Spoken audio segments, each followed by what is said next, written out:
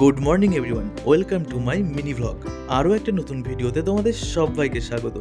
তো আগের ভিডিওতে আমি তোমাদের দেখিয়েছিলাম যে আমার বাগানে দুটো ঘুঘু পাখি এসছে, আর আমার যে গাছের শিকড়টা রাখা ছিল ওটার মধ্যে বাসা বানানোর চেষ্টা করছে। তো আমি বলেছিলাম ওরা যদি সেকেন্ড টাইম আবার আসে তাহলে আমি ওখানেই ওদের জন্য একটা সুন্দর বাসা বানিয়ে দেবো।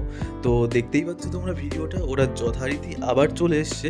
তো যদিও আজকে ছেলে পাখিটা আসেনি, শুধু মেয়ে পাখিটা এসছে, তো তাও আমি ডিসাইড করেছি যে ওদের জন্য ওখানে একটা বাসা বানিয়ে দেবো, যাতে ওদের ডিম পাড়তে বা বাচ্চা দিতে কোনো অসুবিধা না হয়।